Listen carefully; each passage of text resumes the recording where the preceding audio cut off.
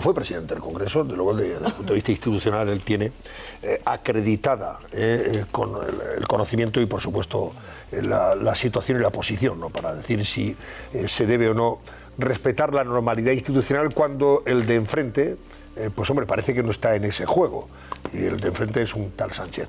Buenas noches, don Federico. Buenas noches, don Antonio. Pues dígame usted, en estas circunstancias, ¿ha hecho lo que tenía que hacer la señora presidenta de la Comunidad de Madrid o no? Sin duda, yo creo que cualquiera que la haya escuchado esta mañana, que ha sido meridianamente clara, y cualquiera que conozca la realidad española, tiene que coincidir con la posición de la presidenta de Madrid. Porque todo esto es un montaje de Sánchez. Es un montaje, además, cada día más intragable. Porque fíjese, se acaba de recordar, Sánchez ya ha negociado con los catalanes una financiación bilateral que quiebra la Constitución y que no ha explicado ni sabemos cómo va. Y ni siquiera cuando han ido a verlo a otros presidentes autonómicos se lo ha explicado. Por tanto, está utilizando la Moncloa y esa especie de rueda de presidentes para aparecer como una especie de jefe del Estado en consultas que a él no le corresponden.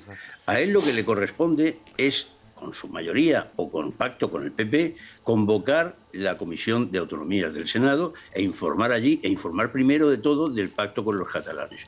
Lo demás son mandangas.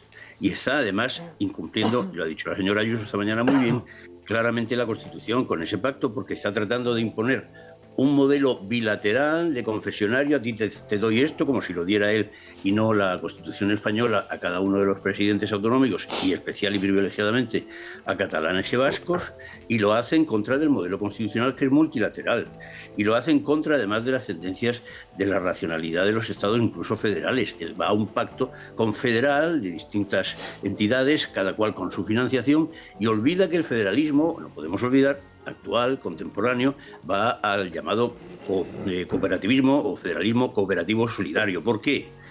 Porque en un territorio en el que hay distintas entidades autónomas o distintos Estados miembros que quieren repartirse las competencias y, por tanto, la financiación, lo primero que hay que mirar es la justicia solidaria. Pero lo segundo, y lo más importante en este caso de Cataluña, es que sea, además, que se pague por aquellos que tienen, pero que se pague, no lo administre solo Cataluña. Cataluña se está beneficiando del resto de España. Es un camelo eso de que los españoles nos roban, que España nos roba. Cataluña se beneficia para vender sus productos de todo el mercado español. Cataluña se beneficia para andar con sus productos también adelante y obtener sus beneficios de todos los funcionarios españoles dentro y fuera de España. Y por no hablar de las inversiones que recibe Cataluña o el País Vasco ha recibido, que han sido muy superiores al resto del territorio nacional, en AVE, en puertos, en autopistas, en todo. Por tanto, no hay nada que hablar de este tema del pacto bilateral ni de financiación a solas con el señor Sánchez. Y si pretende, además, como parece ser que salen las cuentas, que lo paguemos o lo paguen los ciudadanos de Madrid, pues menos aún tiene que ir su presidenta a visitar al señor Sánchez y hacer la rueda como si de un jefe de Estado se tratara. Bueno, don Federico, usted que es un admirador secreto de quien ocupó también la presidencia del Congreso, como Pachi López es pachigólogo, digo yo. Le he escuchado cuando ha dicho, dice, la señora Ayuso que como le gusta la fruta que se la coma en la intimidad. ¿Qué está sugiriendo esta lumbrera que tiene el Partido Socialista como portavoz en el Congreso? Mire, lamento decir así de claro, ¿no? Pero a mí me da vergüenza ajena que Pachi López ocupe la presidencia del Congreso y que la ocupe la titular actual. Me da vergüenza ajena. Hemos sido varias las personas que hemos tenido el privilegio de presidir las Cortes Generales del Congreso de los Diputados, mujeres y hombres, pero nunca se había llegado a un extremo tan bajo. Es decir, lo de Pachi López y la señora Armengol clama al cielo, es algo absolutamente impotable. Por cierto, déjeme decirle ahora que hablamos de, antes de pasar a otra cosa, de Ayuso y de Sánchez. Miren, ya saben los que me conocen que yo soy muy aficionado a Shakespeare y hay una tragedia que encarna el tirano por excelencia, el tirano máximo, el tirano que deforma la realidad y que cree que no se va a ir porque dice que no se mueve y luego al final se mueve el bosque que avanza sobre él. Es Macbeth. Bueno, hay una cosa en Macbeth que a lo mejor explica un poco lo de Sánchez. Macbeth siempre sabe quién lo va a matar. Siempre sabe quién va a acabar con él. Y la tiene emprendida desde el principio. Y yo creo que Sánchez ha pensado que esa es Ayuso. Ahora, esta estrategia del gobierno de señalar siempre a Ayuso para enfrentarla con el líder del partido, antes fue Casado, ahora con Alberto Núñez Feijóo, no sé, no dio resultado anteriormente, tampoco parece que lo vaya a dar ahora. Menos que nunca. ¿O sí? Feijóo es un hombre muy sólido, muy sereno, lo ha demostrado todos estos meses y lo ha demostrado ayer y hoy una vez más en la reacción ante la posición de la presidenta de Madrid, no solo de respeto sino de solidaridad. Ahí pinchan en piedra. Bueno, iba a preguntarle sobre el asunto del decretazo para controlar Radio y Televisión Española, pero antes sobre este tema en particular que estamos hablando con Federico Trillo, ¿alguna pregunta? Hombre, yo es que abundaría en esto. ¿No cree que ha habido algún error de comunicación política, don Federico, en estos 2 días? En darle algo de margen a lo que intentan desde Moncloa, que es, bueno, vamos a que no se hable de todos nuestros problemas y hablar de que si en el PP hay algún pequeño problema interno. ¿No cree que tendrían que haber sido desde el minuto 1, anteayer, mucho más contundentes? Ayer, por cierto. Bueno, vamos a ver, yo tengo un poco la independencia de ser, por un lado, militante del PP y por otro, de no estar en la dirección. Digamos que el equipo comunicador, tanto en el Congreso como en el aparato del Partido Popular, no está en las últimas semanas demasiado fino, la verdad. ¿Qué le parece, sí, don Federico, que los otros presidentes autonómicos estén visitando la Moncloa en estas reuniones bilaterales, prestándose a ese juego de Pedro Sánchez, en vez de haber oído el consejo de la propia Isabel Díaz Ayuso, que les dio el 5 de septiembre, de no acudamos porque es una trampa? No, yo creo que trampa era y fueron allí porque cayeron en la trampa por una razón, porque los convocó a todos seguidos en las primeras 48 horas y con la promesa de que iban a hablar del sistema de financiación. Pero es que a ninguno les ha explicado el sistema de financiación que ha pactado con los catalanes. Ni lo más mínimo, parece que ser que ni a su partido. Y por tanto, estos mismos presidentes hoy han apoyado la posición de Ayuso. Fue una opción inicial que se ha descartado rotundamente. Es decir, que de ninguna manera, y en el caso de Ayuso, además, las razones personales que ella ha alegado, familiares y de persecución personal, son legítimas, porque no se olvide que nada menos que el fiscal general del Estado está imputado por haber filtrado datos personales de la pareja de Ayuso. Es que el tema es muy grave ante el Tribunal Supremo. Las consecuencias de todo esto es que se ha llevado a la Asamblea de Madrid, hay una comisión de investigación sobre el caso Complutense, Universidad Complutense Begoña Gómez, y el Partido Popular y Vox han decidido incluir a Pedro Sánchez junto a Begoña Gómez entre las personas comparecientes. Por otro lado, el Partido Socialista pide también que comparezca Isabel Díaz Ayuso.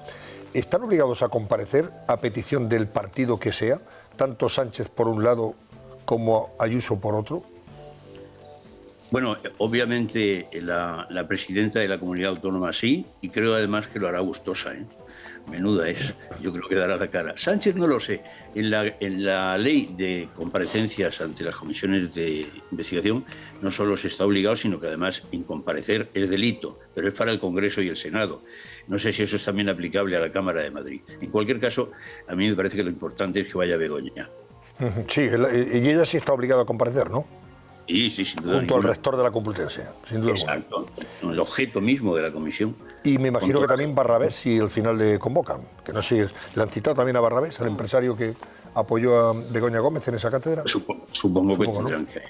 ¿Qué decía Fátima? Sí, yo quería preguntarle, señor Trillo, en las últimas horas hemos asistido a estrategias por parte del Partido Popular de presentar una querella basándose en la información de un personaje anónimo en el que aseguraba que había llevado bolsas de dinero a la sede Ferraz, una querella que se inadmite. Y se presenta o se anuncia una querella contra esta por injurias y calumnias por parte del Partido Socialista. Yo no sé si esa estrategia de disparar tantos tiros al aire para que luego sea echado atrás en los tribunales, ¿le está beneficiando al Partido Popular? Pues yo no sé si le está beneficiando, pero desde luego no fue acertada. Ya he dicho antes que no estuvieron finos en las 2 últimas semanas. No quiero remontarme al otro episodio que me llevó aquí a esta televisión a hablar, pero esa querella estaba mal planteada y desde luego quienes somos juristas y conocemos el foro penal, pues de entrada pensamos que se iba a rechazar de plano, como efectivamente así ha sido. Bueno, y además, en el caso de que el Partido Socialista se querelle contra el PP por injurias, como decía... ¿Será rechazado también? También será rechazado porque un partido no es responsable jurídicamente de nada, ¿no? Supongo yo. Son fuegos artificiales. Eso sí, pero ¿no cree, señor Trillo, que desvía un poco el foco, que hace que la gente se pregunte dónde tiene que mirar? Pues mire, efectivamente, y además no hay que desviarse, hay que centrarse en el juzgado del señor juez Peinado y en la Sala Segunda del Tribunal Supremo. Ahí es donde hay que fijar la atención. Y lo demás son, pues eso, escarceos y fuegos de artificio. Bueno, permítame que abusemos de su presencia esta noche, señor Trillo, porque enseguida le voy a preguntar, y quiero que nos analice esto, ese decretazo del Gobierno que ha cambiado la elección del Consejo de Radio y Televisión Española para pactarlo con sus socios, o sea, los partidos satélites que apoyan a Sánchez, y de esa forma aislar al PP, o sea, dejarlo ya en la nada, en ese Consejo. O sea, si antes había asaltado Radio y Televisión Española, porque lo había asaltado, lo tenía controlado, ahora ya se trata de que no haya ningún resquicio para que la oposición, PP y Vox, no aparezcan para nada ahí y no digan ni puedan decidir absolutamente nada de nada. Y eso se ha hecho por decreto, se va a hacer por decreto ley. Bueno, don Federico, ¿qué opina usted de esto? Esta nueva, el decretazo o digamos, cacicada del Partido Socialista con el fin de controlar ya definitivamente un órgano público, otra institución más como Radio y Televisión Española, junto a sus socios. Exacto. Pues Antonio, usted lo ha dicho, es un paso más, en este caso de una enorme gravedad, en la ocupación de las instituciones con falsedades y flagrantes inconstitucionalidades. La primera falsedad se la acabo de oír a ese personaje que se está estrenando, desde luego, con Miuras en el ruedo, que es Óscar López, que ha dicho que hay que acabar con una situación de bloqueo. Falso. El bloqueo lo han provocado ellos. Es decir, en el Consejo de RTV existe ya no los 10 que fueron elegidos, pero sí 9 que pueden formar una mayoría cualquiera. Ha habido 3 presidentes sucesivos del Consejo, los 3 elegidos por el Grupo Socialista. El primero se llamaba, no recuerdo bien, déjeme mirar una nota, Tornero. Era un personaje catedrático de universidad, del PSC, al que le hicieron la vida imposible, especialmente determinados medios de comunicación, ya se sabe, diarios independientes de la mañana, etc. La segunda, Elena Sánchez, que se negó a contratar por 18 millones a Broncano, se fue con gran dignidad y se le terminó contratando por 28 millones. Fíjense, 28 millones de euros por 2 años, que es el doble del presupuesto de todo el personal, gastos, etcétera, y funcionamiento del Consejo de Estado. El doble. Y luego han puesto como interina, que lleva 6 meses, a Cascajosa. Y Cascajosa, al llegar los 6 meses, se ha negado a reunir al Consejo. ¿Por qué? Porque probablemente sabe que probablemente dentro del Consejo hay otra mayoría. Y por tanto lo que no quieren es perder el control, quieren ampliarlo. Y eso es lo que intentan con este decreto ley.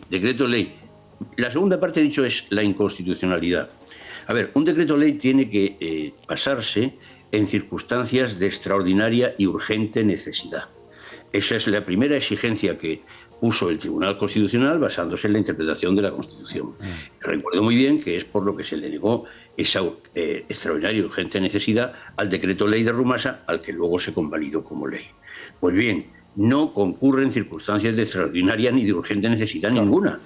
Hay un consejo elegido en el 2021, está compuesto por 9 personas, puesto que el primer presidente se fue, Elena se quedó y Cascajosa esperemos que se quede, y por tanto esos 9 pueden funcionar perfectamente. ¿Qué es lo que no quieren? No quieren que pueda caer en manos distintas de las suyas fieles y adictas, como la de la última presidenta de estos 6 meses, que se niega, y yo creo que está incurriendo en grave responsabilidad, a reunir al Consejo y a dar explicaciones, por ejemplo, de ese contrato, que es lo primero que tenía que hacer el Consejo si se reúne, dar explicaciones públicas de por qué se contrata a un señor por 28 millones de euros, el doble, insisto, del funcionamiento anual del Consejo de Estado. Y, señor Trillo, vamos a ver, en esta circunstancia, ¿el Partido Popular debe participar de esta merdé o mejor quitarse de en medio? No, quitarse de medio no. Lo que tiene que hacer es combatir la convalidación de... Pero cuando digo participar es, ¿va a nombrar consejeros? O yo diría, mire usted, yo no nombro a nadie, porque voy a ser, vamos... Hombre, yo no soy partidario nunca de... a ver, usted no participar en la elección.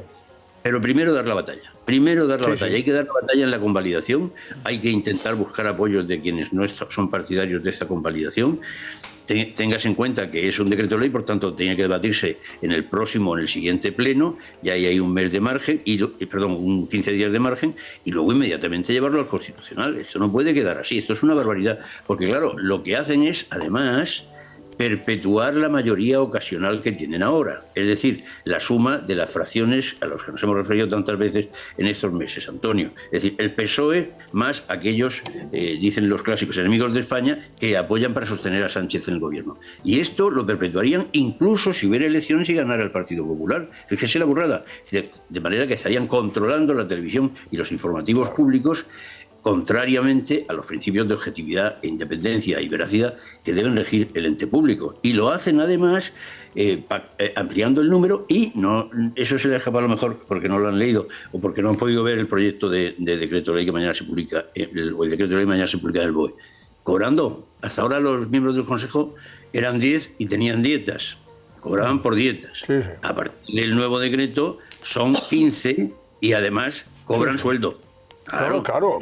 Dedicación exclusiva, sí, van a cobrar. Claro. Y ojo, y aseguran sueldos probablemente de 80.000 o 90.000 euros, cada uno. Claro, manipulación exclusiva, sí, diría yo. Sí, manipulación exclusiva, efectivamente. Bueno, dice usted, hombre del Constitucional, ¿quién va a confiar en el Constitucional de este conde Pumpido? Hoy mismo, por cierto, el PP había pedido la recusación de una señora que había trabajado en la Moncloa, que es vocal de ese Tribunal Constitucional, que estaba trabajando de asesora de Bolaños durante toda la etapa de gestación de la amnistía. Y naturalmente el Constitucional ha rechazado la recusación que había presentado el PP para que esta señora a su vez no participara ya más en esta historia. Bueno, pues nada, está totalmente autorizada. Laura Díaz. Sí, impresionante. ¿Qué vas a pensar? ¿Usted confía en Cándido Conde Pumpido? Ni durmiendo. O sea, yo confío en que hará lo que Sánchez diga y lo que Sánchez quiera. Es ha sido siempre un militante disciplinado desde pequeñito, lo he dicho muchas veces, del Partido Socialista, y además está muy orgulloso de ello. No, Cándido es todo menos un jurista independiente, cualquier cosa. No, yo le quiero recordar que cuando yo presenté el primer recurso en nombre del Partido Popular, hace ya muchos años, ahora estoy recopilando mi memoria y por eso recuerdo estas cosas, era un recurso difícil de ganar. Estaba gobernando Felipe González. No era una situación comparable, pero estaba gobernando Felipe González. Y Fraga era el líder de la oposición. Y yo no tenía gran convicción en lo que estábamos impugnando y que nos fueran a dar la razón. Y Fraga me hizo una pregunta que me valió para siempre, ¿no? Dijo, ¿el mejor tribunal del mundo nos daría la razón con las razones que arguimos? Dije, sin ninguna duda. Dice, pues entonces hay que presentarlo, porque no podemos dejar de defender la razón. Y eso es lo que yo le pido al Partido Popular, que defienda la razón y que la defienda en el Congreso y ante el Tribunal Constitucional. Luego ya se verá. Javier Gallego, ¿qué querías? Yo quería ampliar el foco más allá de Radio Televisión Española y hablar de que todo esto se está haciendo, esta manipulación, porque en el fondo se combate la pluralidad, por mucho que digan que va a ser algo más plural, pero se hace a través todo de decretos leyes.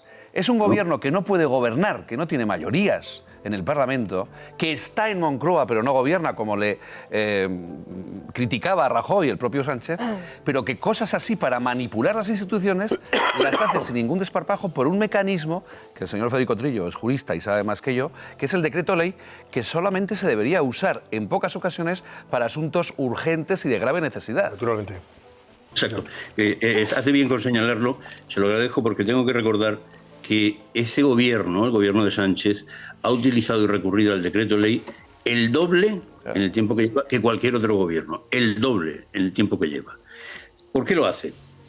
Primero porque efectivamente sabe que no admitiría un pase normal por las Cortes. Pero antes de eso, porque los proyectos legislativos van al Consejo de Estado. y algunos al Consejo General del Poder Judicial. Y en el caso del decreto de ley de televisión, habría tenido que negociarlo con los trabajadores y habría tenido que dar audiencia a las televisiones privadas. Claro, todo eso es lo que no quieren.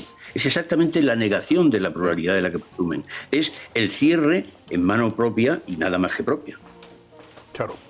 Muy bien, pues don Federico Trillo, muchísimas gracias y buenas noches. Hasta una próxima ocasión. Muchas gracias a ustedes. Buenas noches.